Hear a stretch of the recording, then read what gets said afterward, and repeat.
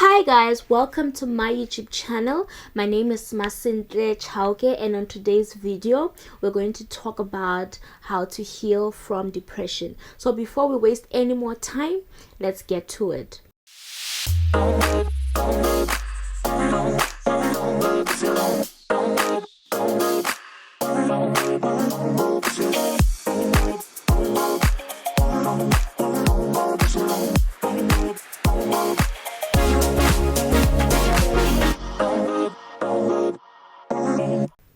I started experiencing the symptoms of depression from when I was in primary, and I used to cry myself to sleep. Most times I would feel down and I would feel so angry, like I had this anger and I was highly irritable.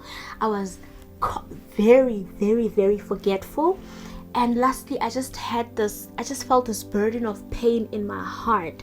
So if there's anyone you know that's close to you that's maybe showing the symptoms, maybe it's about time that you try and get them help. So I can't tell you guys that at a specific date, like, this time this year God healed me, because he healed me through a process. Guys, I woke up one day and I didn't have the pain anymore. I woke up one day and I wasn't as forgetful. Growing up, I was labeled as a forgetful child, and no one really understood why this was the case, but this was because I was going through depression. And one day I just woke up and I wasn't as forgetful anymore, and the symptoms started disappearing one by one, and I was healed just like that. I can't tell you the date, but I know that God did it through a process, which leads me to my first point, is that sometimes God uses a process to heal us. I'm so grateful that God didn't heal me in one moment. I mean, he could have done it, but I'm glad that he used the process, because during the process of trying to get through this depression, I was close and intimate with God. If you could speak to my mom or the people around me, they will tell you that Masintle used to pray for hours. I was not praying for hours because I necessarily want to, but I was praying because I felt like God was the only person who understood me. And I saw a side of God, like I saw a softness and a tenderness of his heart in those moments that I don't think I could have experienced if I didn't go through that. So sometimes God wants a certain intimacy and spiritual strength and I don't know, and authority, and he uses situations that we go through to strengthen us spiritually. Number 2, take your daily meds. Just like when you have a flu, you have to take your pills, you have to take your meds. With depression, guys, if you're healing or want to deal with depression, you have to take your daily meds. One of the best things that I already spoke about in the previous point is prayer.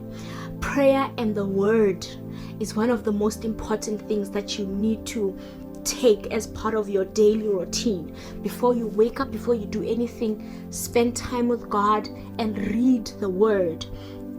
And get yourself hobbies. I used to read. I had a diary. I would write how I was feeling. I used to exercise. I used to write music. So get yourself active and make activities that make you feel like you're being productive. Every time after exercising, I'd feel like I had a productive day. Every time I would finish a book, I feel like I finished this book. So get hobbies that make you feel like you're productive. You can get your house clean, get everything in order, guys. When you wake up to a messy place, or when your house is messy and you're not clean, your subconscious mind already says your life is a mess. You're not going anywhere in life. So the first thing that you have to do when you're getting through depression, make sure that your environment is clean. Number 3, serve and pray for other people. Guys, one thing about depression is that the enemy says when we're going through this one thing that the enemy says to us when we're going through depression is that you're alone and there's nobody who understands what you're going through. We just have this loneliness, feeling of loneliness and being alone. But when you're serving other people and when you're praying for other people, in that process you recognize that I'm actually not the only one who's going through the most. There are other people who are going through a lot. Because why? Because you're focusing on serving and loving and praying for other people. Number 4, find someone that you can talk to, that you trust. Guys, don't share your feelings on social media. Nobody cares. Those people that you're sharing your emotions with, those people that you are trying to address, they don't care. So talk to people who care. I know a lot of times when you're feeling depressed or when you feel annoyed or irritated or angry, you feel like writing a status that can address someone in a way on social media and that can kind of make you feel good. But guys, go and vent and talk to somebody you can trust. Because if you get a comment or a response or a call from those people on social media, it can even break you more than you are already broken. You understand? So allow yourself to open up to people that can be trusted. Open up, but not on social media. So make sure that your environment, especially because it's such a fragile and vulnerable and sensitive environment, it's filled with people that you can trust, people that you can cry, people that you can, just lash out to if you can. Number 5, guys, if you can, please go to therapy. I'd like to also speak to Christians, children of God. Being a Christian and going to therapy does not make you any less spiritual.